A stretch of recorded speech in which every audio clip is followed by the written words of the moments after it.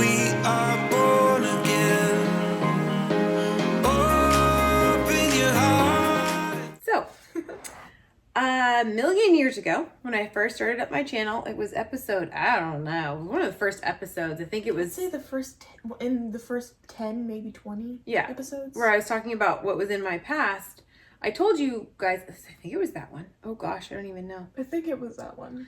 I said that I would have to tell you the story about how Verinia saved my life. And today just seemed like a good time to do it. So we're going to tell that story today. You've been leaving them in suspense for long enough. Right? If anyone even remembers. You may not even remember that I was going to do that. But I was going to do that. So now I'm doing that. So I got pregnant with Bella. And that was a total and complete surprise. Because I had actually had a uterine ablation done years before. I think you were like 4 or 5 when I got that done, because I was hemorrhaging really bad. So they burned the inside of my uterus to stop me from hemorrhaging. And the doctors said, you'll never get pregnant again. Well, they should have said, don't ever get pregnant again. Because it is possible to get pregnant after a uterine ablation, and it's not recommended because it can be very dangerous, which I found out the hard way. So we found out we were pregnant with Bella, complete and total surprise. She really is a miracle baby. I was super sick the entire time that I was pregnant with her, and I went in to go have my, to go get randomly checked. I was having really, really bad heartburn, and Richard said, I really think we need to go have you checked out real quick. And I was like, no, it's just heartburn. He's like, no, I really think we need to go have you checked out. So we went in to go get checked, and my blood pressure was like 196 over 99 or something like that. Something really high. It was really high. It was really high. So they admitted me. And it went up even higher than that. It was like 200 and something. I remember it went like ridiculously high. Yeah. So it was really, really, really high. So I was admitted in the hospital for 21 days before Bella was born. And they gave me a steroid shot to try to help her lungs. And I did pretty good when I was in the hospital. But every time they went to go do an ultrasound to check on her, they could never find the placenta. And they kept saying, well, she must be laying on top of it. It must just be in a weird position or something because we can't find the placenta. Well, before I had gotten admitted, was it before? Or was it during when I was already admitted? I think it may have actually been days before you had Bella. Because it was like, I don't know. Okay, so it was when I was in the hospital. Because I remember you were in the hospital and I was standing by your bed when I told you. Okay. You remember? Yes. Slightly? Yes, now I remember. Yeah, so Verinia comes to me and she's like, Mom, you're going to die when you give birth. So optimistic. So optimistic. And I said, oh no, honey, medical advancements and people rarely die.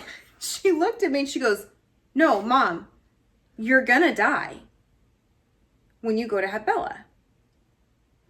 And something about the look on her face. I was terrified when I told her that. And I could feel it. Just in my core, I could feel it that she was right. And so I said, you know what? Okay, I'll let the doctor know. And I remember one of the days the doctor came in, it was real close to when Bella was born. I think it was like 2 days before she was born. He came in to talk one more time about, what was going to happen when they had to take her. Because they told me that my health was going to flip like in a few hours. And I was going to go from being okay to not being okay at all. So the doctor, he came in and he was telling me this. And I told him, I said, can you do me a favor? Can you have extra blood in the room? And he said, well, we always have blood in the room. And I said, can you have extra blood in the room? And he kind of looked at me. And I said, just pretend for a minute that maybe I could be right. And he folded his arms and he went, okay, we'll have extra blood in the room. That was that. I think you're right. I think it was like 3 or 4 days after that. It was just a few days after that I ended up, my health took a major dive for the worst. I remember I woke up that morning at like 6 and I felt horrible.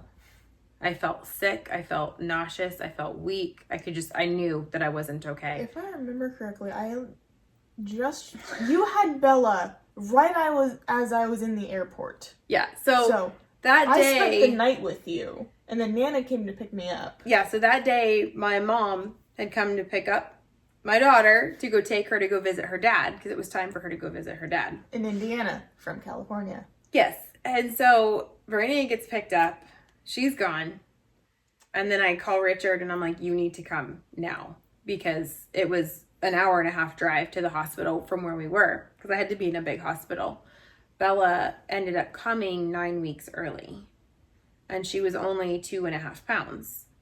So Richard made it there in time. We went in for the surgery and they, cut me open and they go to get her out, and this teeny tiny little thing, super strong, never needed any breathing treatments. She's always been strong. She still is. She was doing pull-ups when she was 2. She still is doing pull-ups. Yeah, just very healthy. Never had a single issue at all, which was wonderful. So they deliver her and they go to deliver the placenta. And normally what you do, you pull on the umbilical cord and the placenta will detach from the uterine wall. And then they pull that out and it's all done. Then they close you up.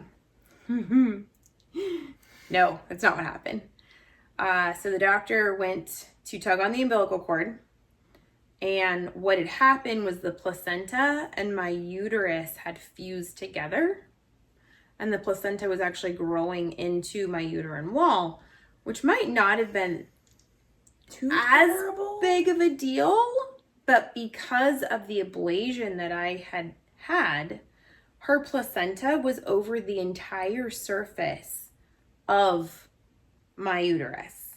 Everywhere that there wasn't scar tissue, her placenta had grown.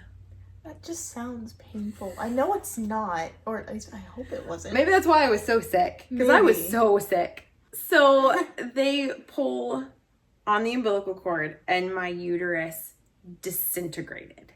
There was nothing left. And because of how much blood is fed to babies during pregnancy, I bled out in a matter of minutes. And I remember the feeling, and I started gagging. I could literally feel everything I could feel that the blood was leaving my body and that my organs and beeping. Do you want me to go get that? No, Richard, go ahead, go turn it off. Oh my gosh. Now it's quiet from the downstairs. Now it should be quiet. Okay. Okay. So they told me that they're gonna knock me out because my body is literally shutting down. Kicked Richard out. Yeah, they kicked Richard out. They were like, you're gonna have to go out. So he goes out, and then they put me to sleep. You lost everything. And I lost everything. Added 4 more and plus. And they ended up giving me 10 units total of plasma and platelets and everything. Took them 2.5 hours to stabilize me. And so Richard, my poor husband, they wheel his preemie daughter off down one hallway and he's sitting outside my room, not sure what's happening. Probably feeling a little useless. Yeah, and the nurse came out to try to console him. And she was like, it's okay, she's in good hands. And, he's like, I know. And she was like, are you okay? Going into shock? And he's like, I'm in the military. And she goes, oh, good, that makes it so much easier. So. Which, again, not super reassuring, but it makes things easier nonetheless. Yeah. So 2.5 hours later, I woke up in the ICU.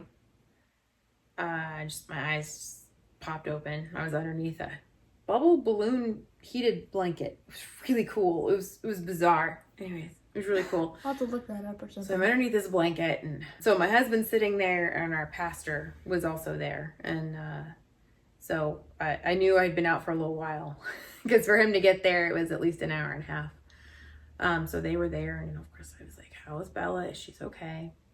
I spent one night in the ICU. I got up and took myself to the bathroom that night. And so 24 hours later, they put me into the recovery room. And the doctor came in the next day. And normally whenever the doctor would come in, he would come in and he would... Just kind of walk in. He would walk in and leave the door open. Or at least somewhat open. This day he walked in and he closed the door. And he looked at me and he said, "How did you know?" And I looked at him and I said, "Well, God told my daughter that I was going to die." And he looked at me and he goes, "You need to go home and you need to hug your daughter because she saved your life." He said that had they not had the extra blood in the room, I would have died. No questions asked. Because when I started to bleed out, they used the blood that was in the room. They used the extra blood. That was going to be there no matter what. So they used that. And then they needed the extra blood because they still had to call for more. And it took 13 minutes from the time that they called for more before it got to me. And had I not had double bags in the room, I would not have made it. It's my fault you're seeing this video. It's my fault you're seeing this video. 100%. And so the doctor told me, he said he's had that request before. And he has always said no. And he said something about the way that I was confident in my request that he needed to listen. And so he said he will never tell anyone no again. Because I told him, I said, you can always just put it back if you don't use it. I mean, it's not like it's a waste. And he said he will never tell anyone no again to that request because it literally saved my life. So that is why I have a story. That is that story. And this is also why she always takes my word whenever I say I'm worried. Please be safe. Whenever Verunia says anything, I kind of go, okay, why? Typically, she'll be like in the car going shopping or something, and I'll suddenly get a bad feeling while I'm at home, and I text her and just be like, "Be safe. I have a bad feeling. Please be safe. Just take the long route or something." Yeah. So that is how Verunia saved my life. I truly believe that God used her. We don't hide the fact that we're Christians and we go to church and we have our pastor over frequently. And I really believe that Verunia had the choice to not tell me. And the doctor had the choice to not listen. And I had the choice to not say anything too. All that to say, our choices can have profound consequences. If it's something as simple as what you choose to eat, or choosing to tell someone that they're gonna die. Hey, Mom, you're gonna die. You're gonna die. Thank goodness I did not die. We changed that. But that is the story of my one miracle baby who tied a knot in her umbilical cord just before she was born, a complete knot, and cut off the blood flow just after she was delivered. So she was already a miracle baby, and then helped save the other miracle baby and me. Bella just tripled the whole cycle of miracle on the birth. Oh my goodness. You're having so much trouble with us girls, huh? Oh my gosh, my girls are so high maintenance. What can I say? We won't even go there. But anyways, so much work. So much work. It's okay. They're worth it. Absolutely. Yeah. One of these days. I already saved your life, so I think I made up for it. Fair enough. That's why I let you get away with so much. Because I let you get away with so much. So many of the horrible things that I've done, like lay in bed. Like do school in bed. Bad mom. Anyways. So I'm getting better. that's our story of how Vernia saved my life. And I think we're just gonna wrap it up right here. Please do all of the things. The things. All the things and the things. We'll have on Tuesday, I have venison enchiladas coming for you. I made them for a group of deer hunters, and they said that was the best Mexican food they've ever had. So, definitely worth a try for the enchiladas. I will be showing that on Tuesday. Thanks so much, guys, for checking in. We will see you on the way. Bye.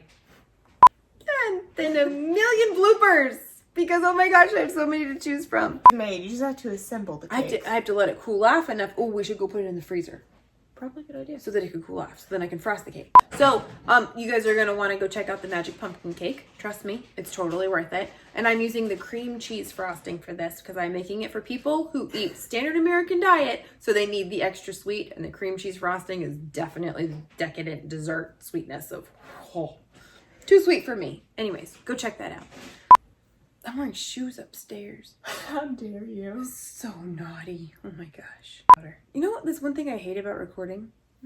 Is you have to talk loud enough for the camera to hear all the way over there. I'm gonna be really bad at that. I'm gonna be really bad about that. I'm gonna be really bad at that. So we don't have to worry about yelling. So I don't have to worry about being embarrassed. Is it bizarre that I don't like recording in front of anyone else? No, not really. Because it feels like you're being silly. I do feel like I'm being silly when I record. Exactly. It's ridiculous.